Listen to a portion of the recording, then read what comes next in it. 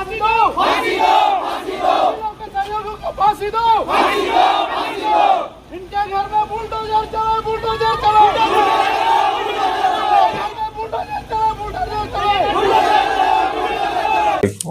थाना फरसगांव में आमदेव महावीर के द्वारा ये सूचना दर्ज कराई गई कि उसकी बहन भागवती सेठिया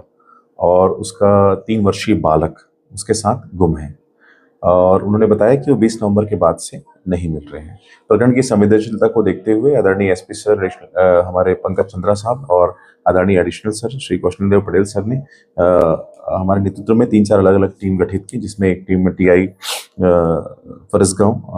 साहब लीड कर रहे थे, एक टीम को साइबर सेल प्रभारी लीड कर रहे थे, जिसमें हमने डिटेल एनालिसिस में पाया कि उसके पति श्री रोहित सेठिया के साथ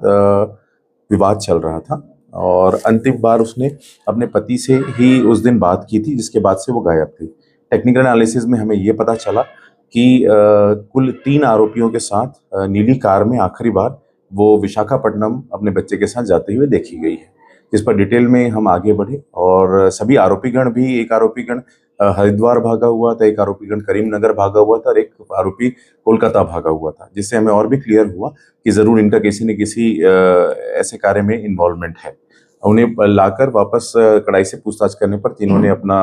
जुर्म कबूल किया, जिससे हमें एक बहुत ही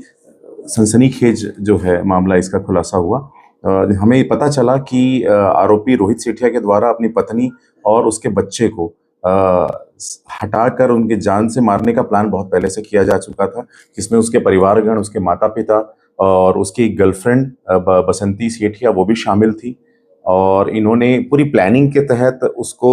झांसे में लेकर विशाखापट्टनम घूमने जाएंगे ऐसा बोलकर उसे रोहित के द्वारा बुलाया गया और रोहित के द्वारा स्मार्टली अपना फ़ोन भी इस्तेमाल नहीं किया गया, उसके द्वारा किसी और के फ़ोन का इस्तेमाल करके उसे बुलाया गया और उन्हें साथ में ले जाकर उड़ीसा में अपने 2 मित्रों के साथ, उसका एक भाई नरेश पांडे जो उसके मामा का लड़का है और एक मित्र मिथिलेश मरकाम, इनके साथ मिलकर उन्होंने उड़ीसा ले जाकर भगवती सेठिया की पहले गला घोंटकर हत्या की, फिर उसका शव पाँव में और हाथ में पत्थर बांधकर उसका शव इंद्रावती नदी में फेंक दिया गया। पुलिस के द्वारा डिटेल पतासाजी करने पर हमें पता चला कि जिला नवरंगपुर में इंद्रावती नदी में हमें जो है महिला का शव 25 तारीख को बरामद हुआ था कुसुमगुड़ा नाम की जगह में, और वहाँ के थाना से हमें जानकारी मिली कि वो शव की पहचान जो है महिला भगवती सेठिया के रूप में की गई है। बच्चे को भी बहुत ही बेरहमी से इनके द्वारा मारा गया और बच्चे का गला दबाकर उसे सिंगसारी नाम की एक जगह है वहाँ के एक तालाब में फेंका गया, जिसकी पता तलाश जो है अभी भी जारी है।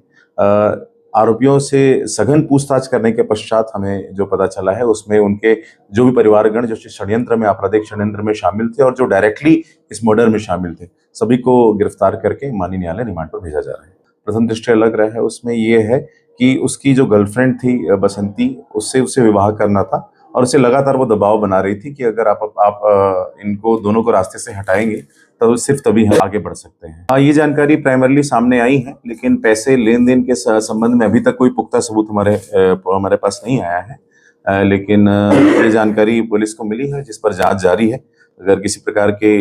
लेन देन की बात कही गई पर लेन देन हुआ नहीं है। इस पूरी घटना में रोहित सेठिया जो मृतिका का पति था, जो मुख्य आरोपी है, नरेश पांडे जो उसका मेरा भाई था आरोपी रोहित का, मिथिलेश मरकाम जो इनका आरोपियों का मित्र था, बसंती प्रधान जो मुख्य आरोपी रोहित की प्रेमिका थी, रमेश चंद सेठिया जो मृतिका का ससुर, उर्मिला सेठिया मृतिका की सास और प्रभुलाल पांडे मृतिका के मामा ससुर। तो इन सभी की गिरफ्तारी, कुल 7 लोगों की गिरफ्तारी हुई।